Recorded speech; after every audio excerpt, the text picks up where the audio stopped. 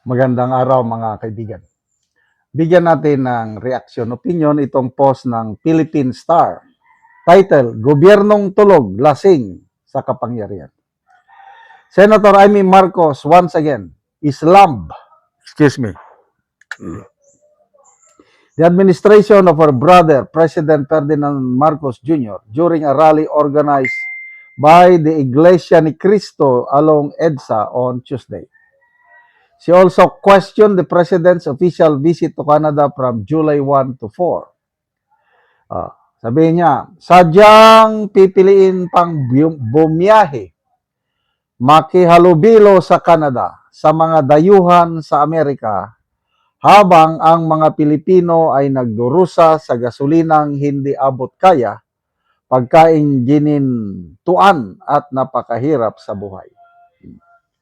Kasuklam-suklam ang gobyernong manhid at walang pakialam sa hirap ng ating mga magsasaka at mangingisda. Mga sektor na nagpapakain sa atin na halos walang makain. Gobyernong tulog, lasing sa kapangyarihan. Wala silang pakialam pagkat itong gobyerno ay bangag. Ayos. Tingnan natin ang reaksyon. 27,000 ang nag-react, 18,000 ang tumatawa, 7,100 ang nag-like. Sino ang tinatawanan? Senator Amy o si Pangulong Marcos? Bahala ng tao. To me, ang tinatawanan si PBBM. Okay, so basa tayo sa mga comments.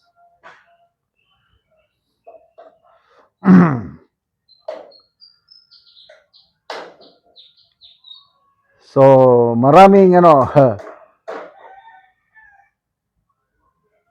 maraming comments, both positive and negative sa magkapatid. Okay, unahin natin yung manhid, walang pakialam. Agree ba kayo na ang gobyernong ito is manhid, walang pakialam, lasing sa kapangyarihan? Akala nila forever na sila dyan eh. Kasi yun ang puntirya nila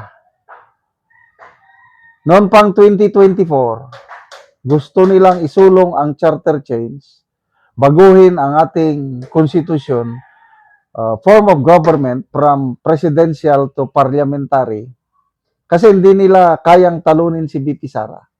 Kaya lang, hindi sila nagtagumpay sa kanilang charter change noong 2024. Ngayon, tuloy na ang impeachment ni BP Sara.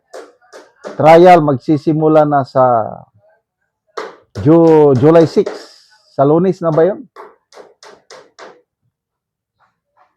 Kasi gusto nila talagang mawala sa kanilang landas si BP Sara dahil siya lang ang tinik para sa hangarin nila na mag-stay in power forever. Isip nila siguro dahil nakaya Marcos Sr., nag-stay siya for 20 years. Sabi nila, kaya natin yan. History repeat itself. Kung ang Marcos Sr., he stayed for 20 years.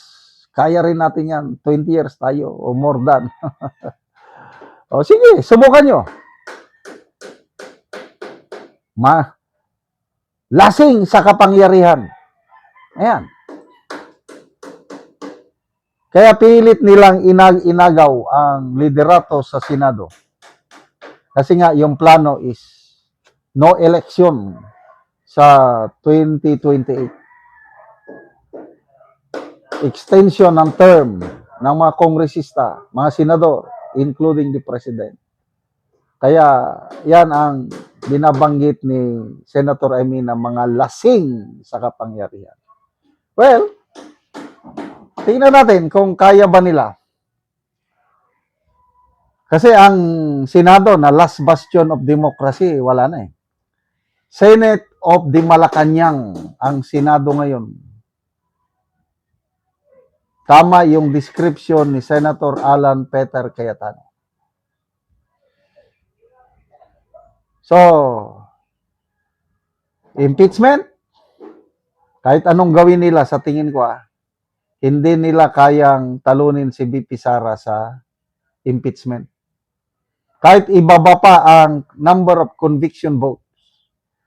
Dapat 16. Sinasabi nila, ibaba, maging 15. Sige na, pagbigyan natin sila. Gawing 14. O ano ngayon?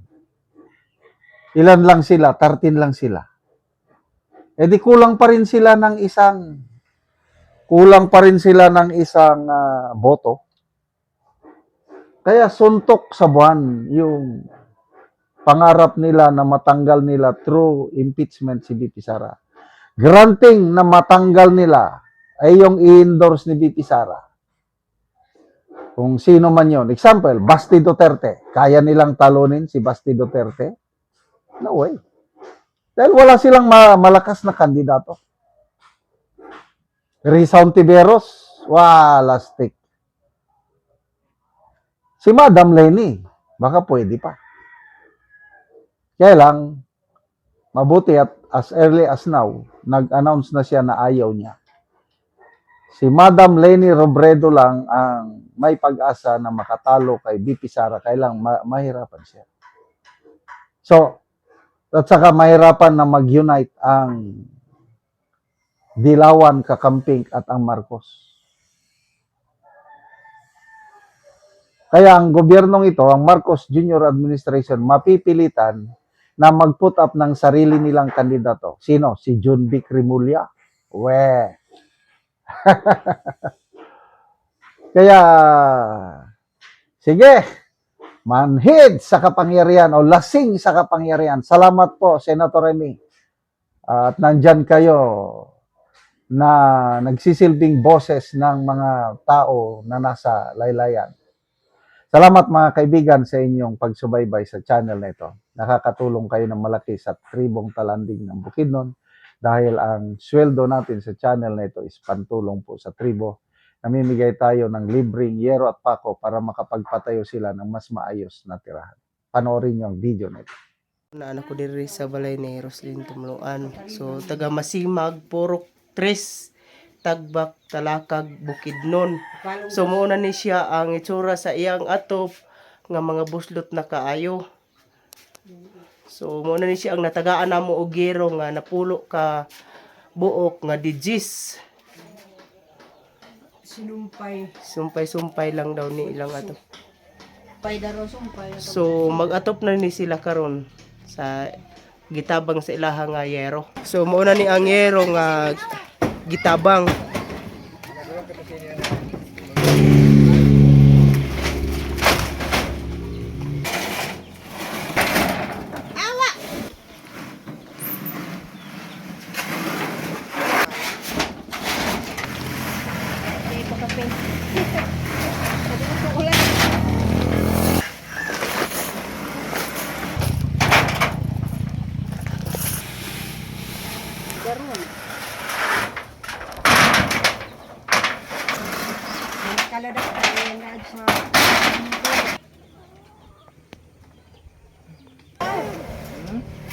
Lusang ka kan.